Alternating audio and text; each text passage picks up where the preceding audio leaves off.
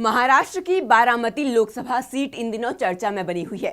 इस सीट पर एक तरफ राज्य के डिप्टी सीएम अजीत पवार की पत्नी सुनेत्रा पवार हैं, तो दूसरी तरफ शरद पवार की बेटी सुप्रिया सुले चुनावी मैदान में हैं। जीत को लेकर दोनों पक्षों ने कमर कस ली है और अपनी अपनी जीत का दावा पेश कर रहे हैं।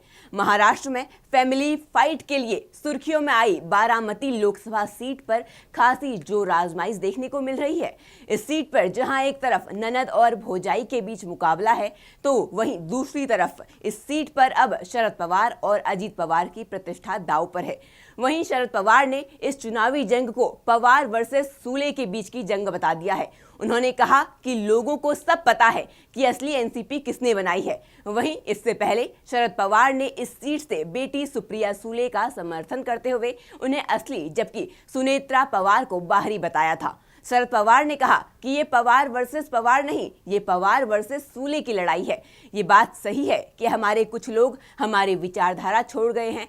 कोई भी कह सकता है असली एनसीपी हम हैं, लेकिन लोगों को पता है कि एनसीपी किसने बनाई, किसने इन्हें मंत्री बनाया। लोग इस पर हंस रहे हैं। हम बीजेपी के खिलाफ लड़े और जीते, अब वो बीजेपी के साथ खड़े हैं। ये अपॉर्चुनिटिज्म है। ये लोग मुझे कहते थे कि अगर हम नहीं जाएंगे तो हम पर ईडी एक्शन लेगी। साथ ही उन्होंने कहा कि ईडी का इस्तेमाल करके जो सरकार में है, उन्होंने कुछ ऐसे कदम उठाए जिसकी वजह से हमारे साथी उनके कहने पर चले गए। बीजेपी को मालूम था कि महाराष्ट्र में वो नहीं जीत सकते, इसीलिए ईडी सीबीआई का इस्तेमाल करके ये कदम उठाया गया। साथ ही उन्होंने कहा कि जो महाराष्ट्र में हुआ है, लोगों को ये बिल्कुल पसंद नहीं आ रहा है। लोगों को डरा धमकाकर साथ में लाना पसंद नहीं किया जा रहा है।